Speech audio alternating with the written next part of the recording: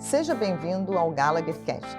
Se você acha que o universo de seguros é complicado, este podcast vai te provar que, na verdade, o seguro é sinônimo de planejamento, gestão de risco e proteção. Gallagher Cast, disponível nos canais da Gallagher Brasil, no YouTube e Spotify.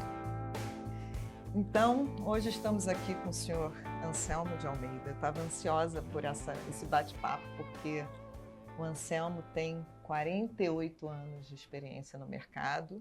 Sim. E indo, né? Porque ele não para. Isso. Não para. Bom dia, né? Carla. Bom dia. É sempre bom estar aqui com vocês para poder passar um pouquinho dessa experiência, né? Tanta coisa que eu já passei, tanta coisa que eu vi já nesse mercado. Então é interessante relatar um pouquinho aí dessa história, né? Então, falando nisso, para contar um pouco sobre essa vivência de mercado, né? Porque a gente hoje está ali no mercado aberto, um mercado que tem muita competição, Isso. mas nem sempre foi assim, Nem né, sempre, Anselmo? nem sempre. O Anselmo hoje é o diretor executivo da filial Rio de Janeiro, aqui da Gala. Ih, falei besteira. Da filial São Paulo. São Paulo. Mas ele tem uma bagagem bem legal que eu quero que ele conte um pouquinho. Isso. Então vamos lá, Anselmo. Vamos lá. Sua trajetória começou... Tá. Eu comecei em 1977 na área de seguros, no Instituto de Resseguros do Brasil, o IRB. Né? Por acaso eu entrei no IRB através de um amigo meu, que fizemos um concurso público, entramos. O IRB naquela época era uma estatal, né? Tinha todo o controle do resseguro no Brasil. Na verdade, o IRB era uma grande seguradora que dava capacidade para as seguradoras, né? Eu entrei na área de risco de engenharia, que o IRB estava formando, isso em 77, 78. Na época tinha até uma pessoa da Munich Re, né? Que dava suporte para a implementação dessa área de risco de engenharia. O von Haas era um engenheiro alemão da Munich, e ele ajudou a implementar. E o IRB, como eu fazia engenharia, eu fui parar nessa área de risco de engenharia, né? Então você é formado, você é engenheiro formado? Engenheiro mecânico formado. E aí fui para essa área de risco de engenharia, passei lá 10 anos nessa área, aí fui para o exterior, passar um período na Hartford Steam Boiler, que hoje não existe mais. Ela foi comprada pela IG, que era uma seguradora basicamente que só fazia seguro de quebra de máquinas, né? Passei um tempo fazendo inspeções na parte de indústrias de papel e celulose, na Flórida, ali, Carolina do Sul, Geórgia, toda aquela área. Depois eu fui para a parte petroquímica, no Texas, em Houston, né? Fiquei baseado lá em Houston, onde a gente fazia uma série de trabalhos lá em Houston. Estive lá naquela de Pasadena, né, que depois a Petrobras comprou. Na época ela já era ferrugemzinha, já era bem antiga, né? Eu tive lá então em Pasadena, que era o centro, né, do petróleo ali do Texas, né? Era Pasadena, né? Passei um tempo lá e voltei para o IRB. Aí fui para a parte de lucros cessantes. Fiquei um tempo comandando a parte de lucros cessantes do IRB. Depois fui para a parte que se chamava de incêndio. Só que antes, quando eu voltei dos Estados Unidos, a gente montou, então, uma condição diferenciada, que foi o risco operacional, que nós começamos. Nasceu o RO, né? Nasceu o RO quando eu voltei dos Estados Unidos. A primeira apólice aí do risco operacional veio através da Factory Mutual, Tá? FM Global. Que é a FM Global, né? Que trouxe essa apólice de um cliente internacional. Nós trabalhamos essa apólice e aí dela surgiu o risco operacional do Brasil. Isso foi né? quando? Isso foi em 89, 90, por aí, final de 89. Né? 1989, 88 eu fui para os Estados Unidos, em 89 nós montamos então a primeira apólice de RO para uma planta de alumínio. Né? Montamos essa apólice, depois eu fui para o lucro cessante, a gente fez uma mescla aí do risco operacional, botando também o lucro cessante, e aí depois eu fui para a carteira de incêndio, né? Chefiar a carteira de incêndio. Na carteira de incêndio, aí a gente montou o risco nomeado, porque tinha alguns clientes que não se encaixavam no risco operacional. Aí a gente montou no incêndio o risco nomeado. Foi quando a gente começou a fazer a transição da apólice tradicional de incêndio, né, da tarifa de incêndio, que tinha o LOC, né, localização, ocupação e construção. A gente saiu desse, vamos dizer assim, dessa tarifa, que era uma tarifa maravilhosa, e fomos para o risco nomeado. Começou, então, o risco nomeado, isso aí eu já estou falando em 92, por aí, 1992. Até esse momento, o IRB tinha um monopólio, né?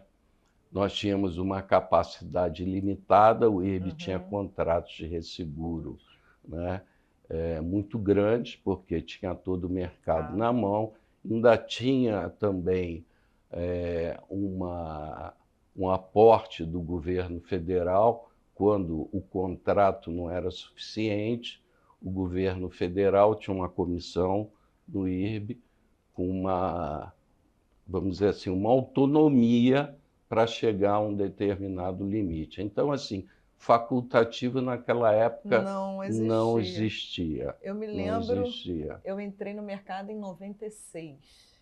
E eu me lembro que a concorrência, né, era um desconto em cima do contrato do IRB. Exatamente. Então, as grandes seguradoras pertencentes a banco que tinham maior poder de negociação.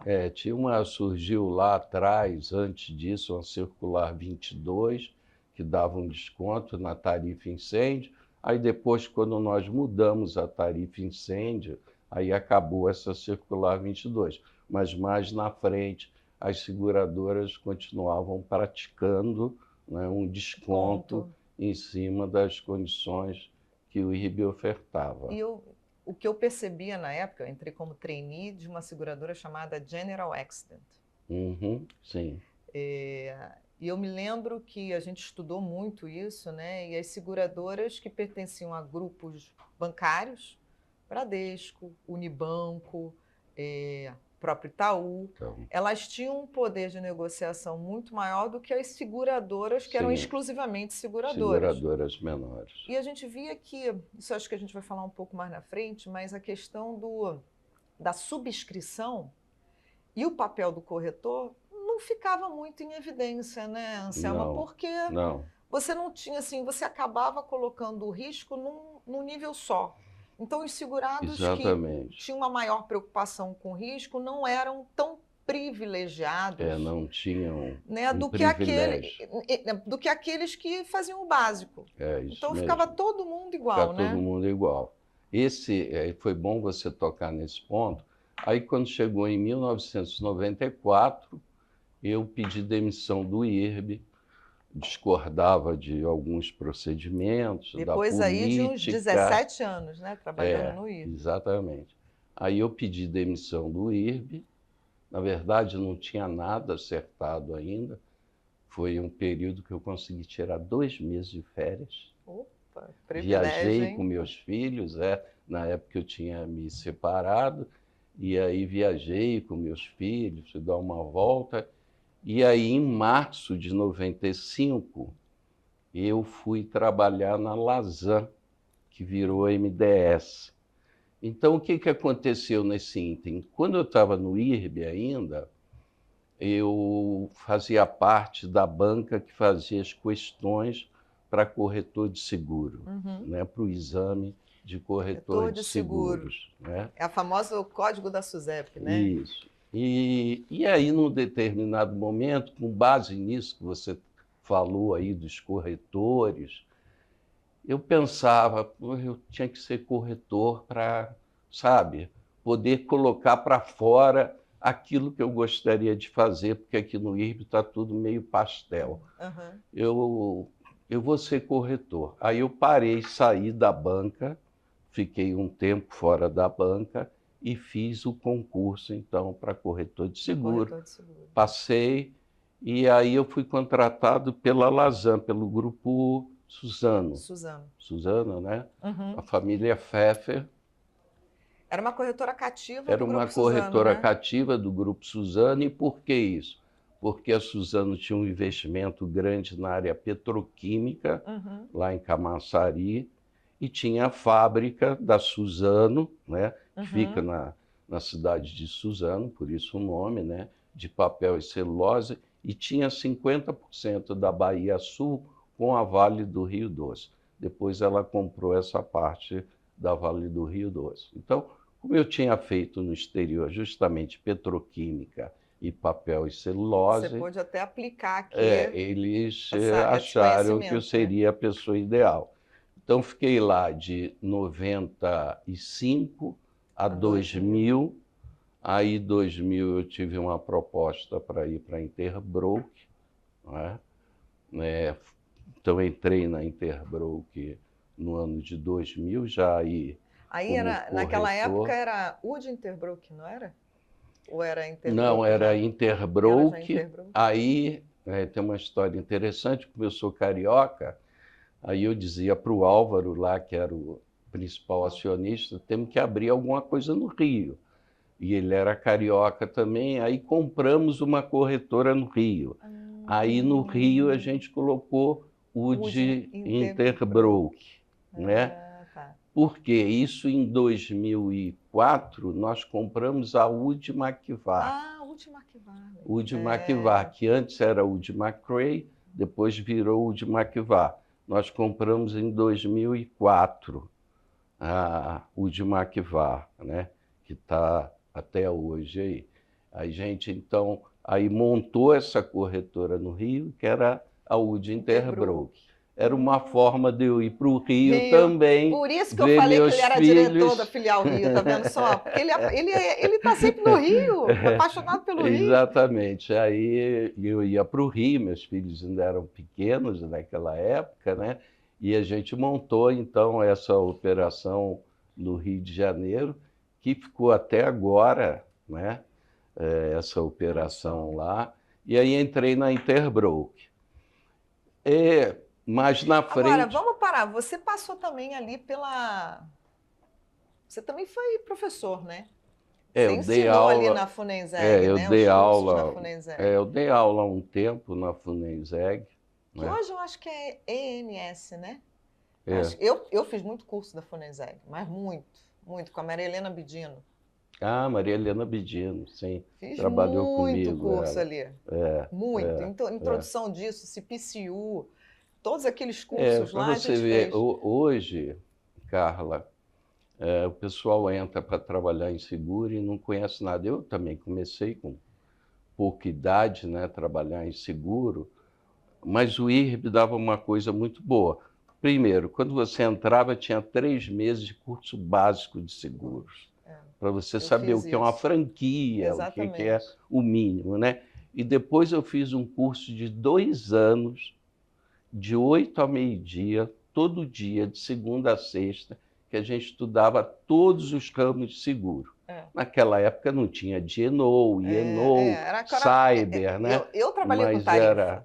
Eu, quando entrei em 96, e a GA na época, né, a General Accident, que era uma seguradora escocesa, deu para a gente bastante subsídio e conhecimento técnico. Conhecimento técnico. Então, eu fiz muito curso na Funenseg, com introdução, né? O que é prêmio? Eu me lembro que os novos, né, os calouros, vai lá pegar um prêmio líquido, né?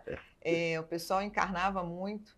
E eu me lembro que foi um período de muito aprendizado. Assim, a gente estudava muito, eram 7 trainees na época na GA, e a empresa investia muito no nosso treinamento. Tanto que eu fiz curso no CPCU, né, que era o Instituto de Seguro lá dos Estados Unidos, Isso. o CII, fiz vários, introdução de sinistro, e fiz algumas aulas, eu acho que com Antenor também, na época. E é isso que você falou, ninguém se forma e fala, vou trabalhar com seguro, né? Não, ninguém. A gente cai no mercado de seguros e também ouvi que o seguros é cachaça, né? As pessoas, quando entram, não conseguem sair. Porque quando eu entrei para o seguro, né, os meus amigos de faculdade, eu estava fazendo faculdade ainda, diziam, mas você vai trabalhar em seguro? Na verdade, eu fazia estágio num estaleiro, em Niterói. Tá. E aí passei nesse concurso, porque um amigo meu, o pai dele trabalhava no IRB, ele fez a minha inscrição, me pegou em casa para fazer a prova, eu fui, eu passei, ele passou também. Depois ele saiu, ele foi para o Banco do Brasil. Mas assim, eu fui por acaso, não sabia também. Eu exatamente. Era bailarina e fui parar no mercado de seguros, porque meu pai era do mercado de seguros. E aí eu me formei, ele falou, você quer? Eu me lembro que eu fiz prova para Bradesco, seguros, e fiz prova para General Accident, mas a proposta da GA na época era de eu poder fazer um ano de treinamento fora, que acabou não acontecendo, Era uma excelente seguradora. Uma excelente seguradora. Tive assim... Agora é engraçado, voltando um pouco do que você comentou, né? Eu comecei em seguradora, mas eu sentia que faltava algo a mais, assim. E aí, em 2004, eu fui trabalhar numa corretora de seguros, a Willis, na época. E aquilo dali, eu me encontrei, eu acho que por isso. Eu acho que quando você está numa posição de corretagem, né, ou consultor, o que seja, você tem que entregar aquilo que o segurado precisa. Então, você entende a operação. Eu me lembro que eu fiz visitas, e eu acho que você comentou que fazia inspeção de risco. Para mim, era onde eu aprendi muito. Muito. Foi fazer inspeção de risco. E é o que falta hoje. Eu fiz muita inspeção de risco em planta de Peugeot, Citroën, Souza Cruz, com a FM Global mesmo. E ali, você conhecer realmente o risco, a operação, para que você pudesse levar isso para o mercado de segurador, para você poder vender o risco, que, contrário lá daquela época do monopólio, hoje, isso é muito importante. Né? Você vender o risco do seu cliente, fazer um trabalho em conjunto.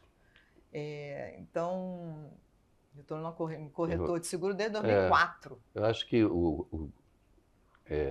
quando eu trabalhava então no IRB, eu olhava muito o trabalho dos corretores e sentia assim uma carência. Uma carência, né? E eu pensei, eu vou ser corretor de seguros porque eu quero implementar tudo aquilo que eu conheço, que eu posso fazer, né?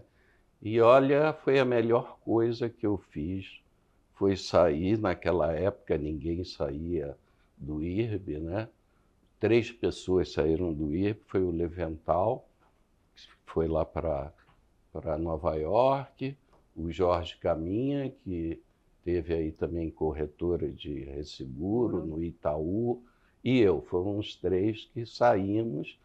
Aliás, nós tínhamos até, porque eu sou aposentado pelo IRB, né? Continuei na Previdência. E tem um fato interessante aí, que um dia a gente estava conversando, eu e o Jorge Caminha, e a gente estava discordando lá da Previdência do IRB, o que a gente ia fazer. Aí disse assim, vamos contratar um advogado. Aí contratamos o Ernesto Zurunic. E com o Ernesto, na verdade, a gente fez um escambo, né? Porque um dia, 10 horas da noite, eu estou em casa, me liga o Ernesto, diz assim, Anselmo, você pode vir aqui para o escritório, que eu estou acabando aqui o sinistro da CSN e eu queria conversar com você. Aí eu falei para minha esposa, minha esposa, o quê? Domingo, 10 horas da noite, você vai para onde? Eu vou bater. E aí fui lá para o escritório do Ernesto, né? Ficamos lá até 4, 5 horas da manhã, tomando cafezinho e comendo pão de queijo, né? Para falar sobre um sinistro, O sinistro da CSN, que ele estava montando, foi aquele primeiro sinistro da CSN, né, que o Ernesto estava trabalhando, que aliás é um advogado brilhante, uma pessoa maravilhosa, e daí surgiu a minha amizade com o Ernesto, né?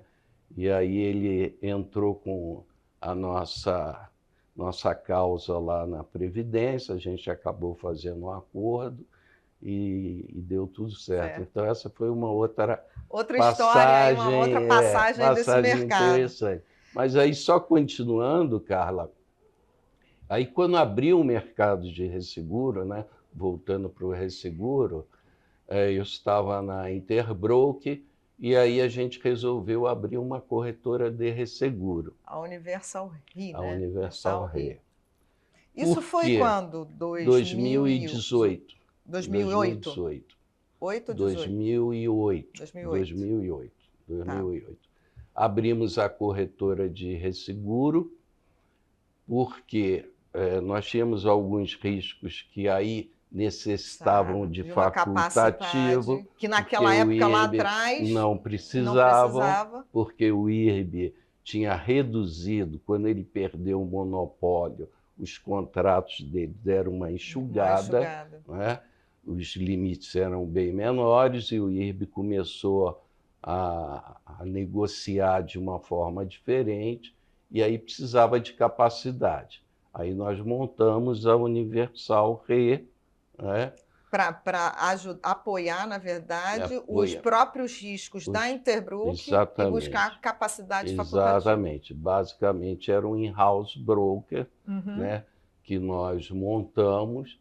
Aí tinham algumas exigências, como eu já tinha trabalhado em resseguro, como eu era corretor de seguro, também eu pude ser o responsável pela corretora de resseguro. Eu acho que é importante aqui a gente esclarecer um pouco essas nomenclaturas, né? E aí, obviamente, eu vou comentar, mas o Anselmo pode me corrigir. O resseguro facultativo, na verdade, são aquelas capacidades facultativas para clientes do retail que necessitam de uma maior capacidade. E aí, facultativamente, eles buscam capacidade no mercado. O que é diferente do contrato, né? O resseguro de TRIT, que a gente chama, que aí são os corretores e eles têm como cliente as seguradoras para negociar os seus contratos de resseguro.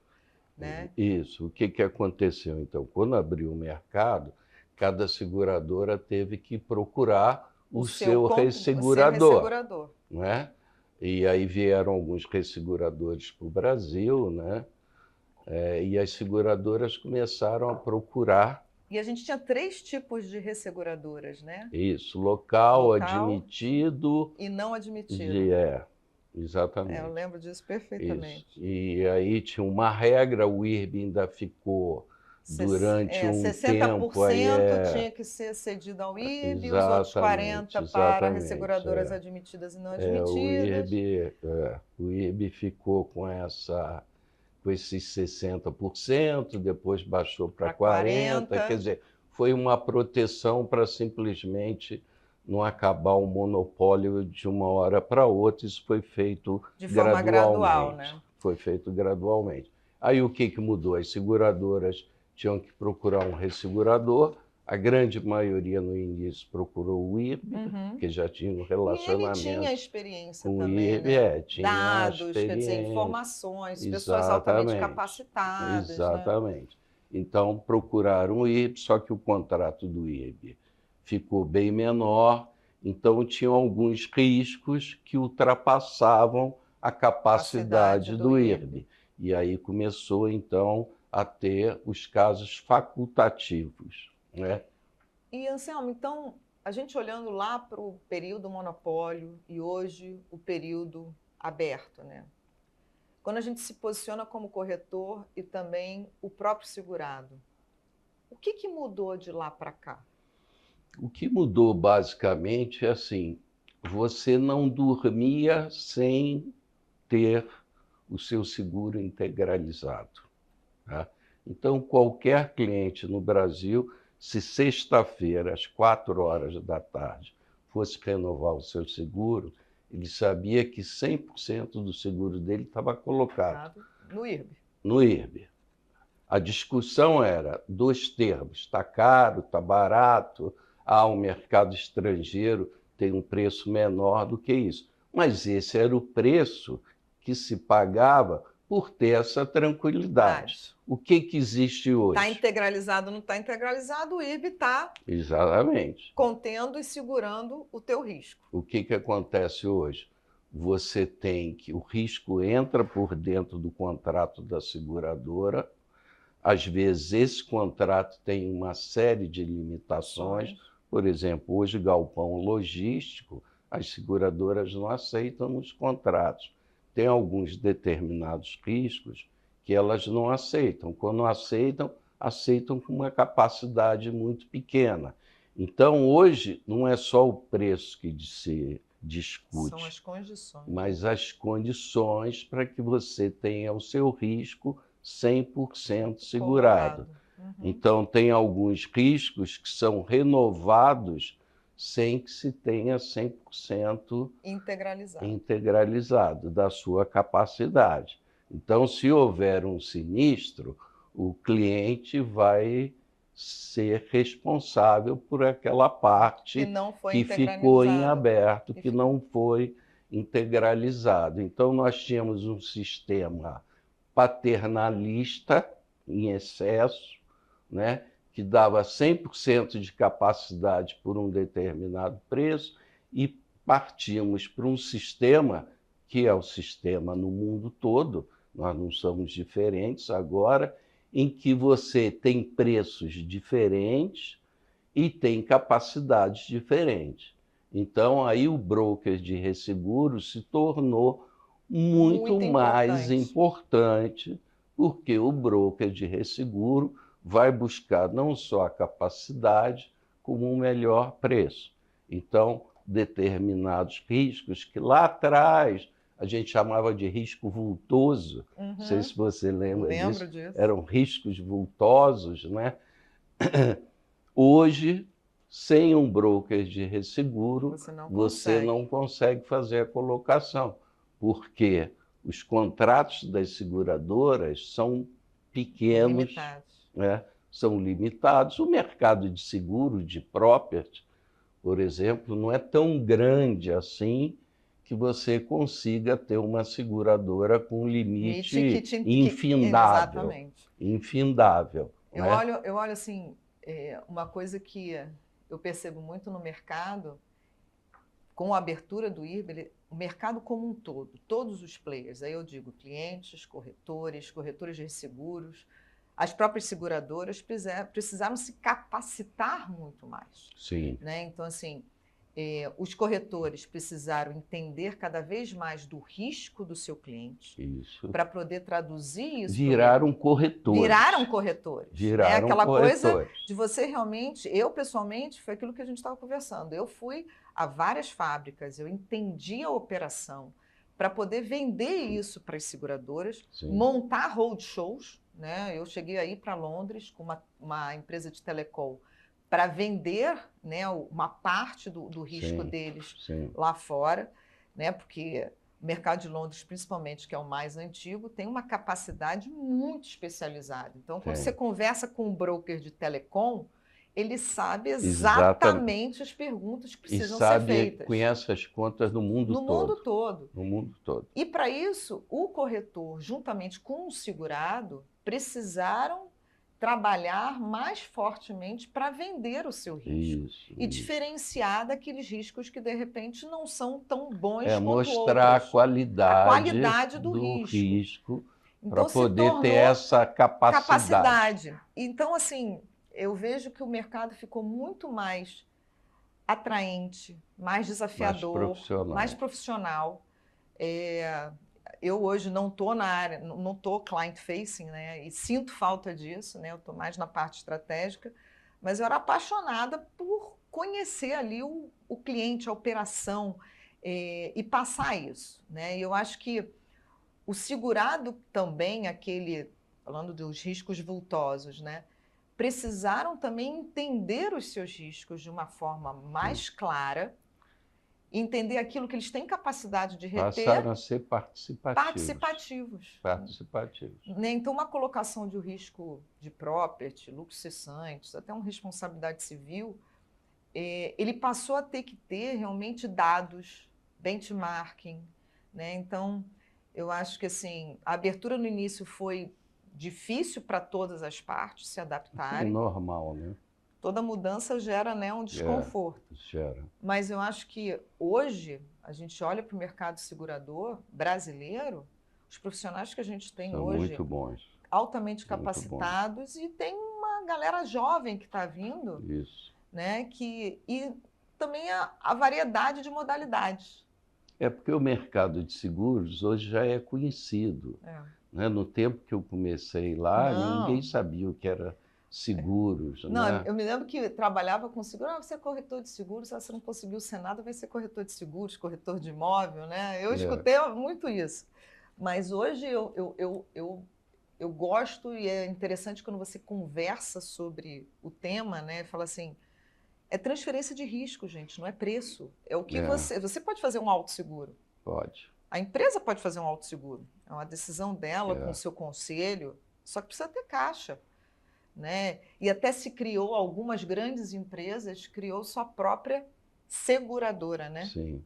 Que a gente chama de seguradoras cativas. Na verdade, a FM, a Factory Mutual, é isso, né? Uma mútua. É uma né? mútua. Que tem várias empresas nos Estados Unidos que são sócias, participam do conselho de administração, né?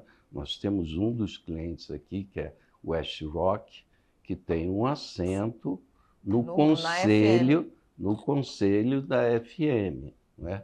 Então, elas se juntaram. Na verdade, elas fizeram isso por causa de capacidade, que naquela época também não existia. Daí se formou a FM, que cada um colocou um pouquinho de dinheiro lá dentro de uma sacolinha, não é? E fizeram um fundo que gerou a FM. Que foi o que começou lá atrás, né? Nas navegações. Né? Para quem não sabe, o seguro começou o prêmio. Nas navegações em Londres, que os navegantes que iam fazer descobrimentos montaram um fundo ali naqueles undergrounds ali de Londres e tinha quem pegava o risco, subscrevia embaixo e assinava. Eu tenho X, foi assim que começou, né? Assim que começou. Na verdade, assim, o pessoal, os cargueiros, né, daquela época, tinham um fundo, e aí quem conseguia trazer a mercadoria, né, que conseguia transportar, fazer esse transporte, ganhava um prêmio em dinheiro. Esse eu não sabia. Ganhava um prêmio, por isso que o nome é prêmio. Então, eles ganhavam um prêmio por ter ido, voltado, sem nenhum problema. Entendeu? Então, daí que surgiu, né? Porque o pessoal diz prêmio, eu que vou pagar ainda é um prêmio. Não, era um prêmio porque quem conseguia fazer a rota da navegação sem nenhum problema recebia um prêmio quando chegava. Era isso. Gostei disso. Era isso. Bom, nosso bate-papo está muito bom, mas a gente está chegando aqui no final. Legal. Anselmo, uma aula. Foi para bom. mim, descobri aí da onde veio o prêmio. Está aí das navegações, quem levou e voltou. Exatamente. Tinha um prêmio de seguros. Obrigada, Anselmo. Nada, e não tem nada melhor do que ser corretor de seguros. Você falou o client face aí, de você estar ali conversando, entendendo a necessidade do cliente. E não existe o não dá, né? Não, não existe. Para a gente vamos dar um jeito. Não existe. A gente sempre tem uma forma de... Mas esse é o papel do broker, né? É justamente entender a necessidade do cliente e transcrever isso para a seguradora e para o ressegurador. É uma relação de como a gente fala aqui na Gallagher, né, uma relação de confiança. É o que nós fazemos na Gala. É o que a gente faz. Obrigada, Anselmo. Nada, obrigado a você.